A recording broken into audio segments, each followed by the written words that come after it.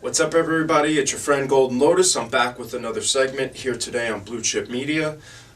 Today's segment is something that you're probably not going to like this, and because this segment is really designed to do is to go against that very resistance that we have built up inside of ourselves towards achieving our goals, whatever those goals may be. And that's comfort. We're addicted to comfort in this country. We sell it, we preach it as an ideology. Everybody should be more comfortable. And for me, going through all the great transformations that I've gone through in my life, I would have to say my experience is the exact opposite.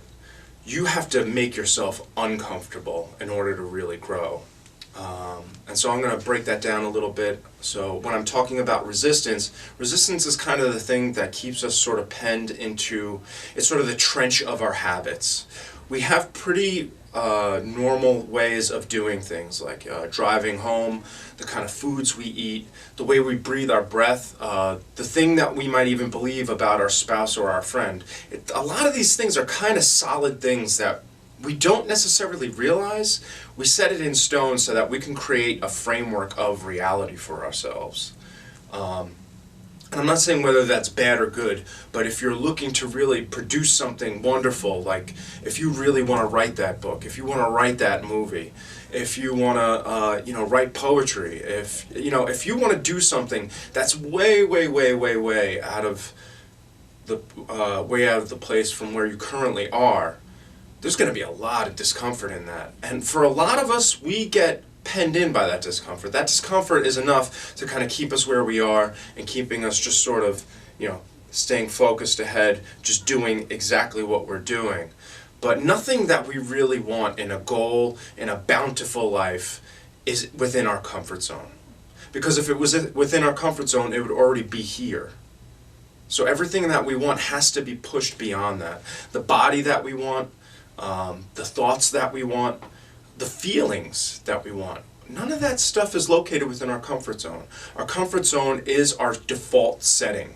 It's our most basic way of being. It's completely unchallenged. And so if we really want to break through all these things, we have to come through these habits. And so we have to push beyond our comfort zone. I thought of a few ways, really kind of simple ways for you to start challenging that, because it is a rather difficult task. I started at a very young age, but I'm also a very disciplined person. Once I sort of set my mind to doing something, whatever it is, I'll pretty much do it. Even if my timeline is very long, I stay dedicated. I set points. So, for me, the discipline is not really all that hard, but I understand that for a lot of people it is. So some ways that you could start to challenge your comfort zone is, let's say you have a tendency towards being lazy. One of the things that you could start doing is, I'm just throwing these things out there. This may or may not be true. But maybe you don't make your bed every morning. And you kind of feel like, maybe my house is a little sloppy.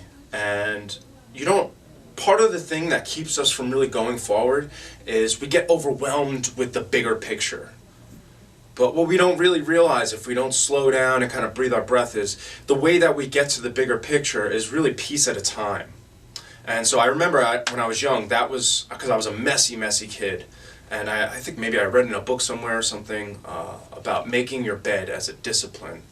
And it literally transformed, how I started keeping my room, because once I made my bed every morning, I noticed that my shoes were all over the place. I noticed that, my jeans were everywhere. I just noticed that there was junk everywhere. And so it kind of spread out the way that I wanted to see my room every morning.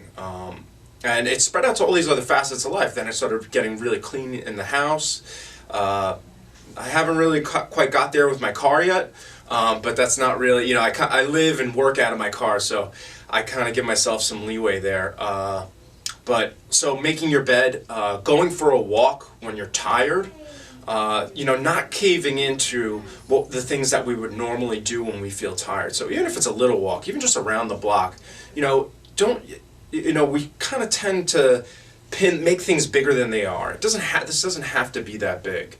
Other things that we could do are trying foods that we've never tried before, but we have some sort of resistance to. Everybody's encountered this with a kid. Ask a kid, how come you don't like pickles? And they're just like, I don't like pickles. And it's like, well, have you ever tried them before? And they're like, no. And you're like, well, how do you know they don't like pickles? And they're just telling you they're good where they're at. They don't want to intake anything new. And I know a lot of adults like that. They don't even know why they don't like things because they're just not willing to try it. So that's a key thing. See whether or not it's actually true for you. Actually put the pickle in your mouth, taste the thing, and then if you hate it, spit it out. And you can have the actual experience of disliking pickles and knowing for certain that you dislike pickles. So that's kind of where I'm saying. This is the rubber meeting the road. Let your experience dictate rather than your mind.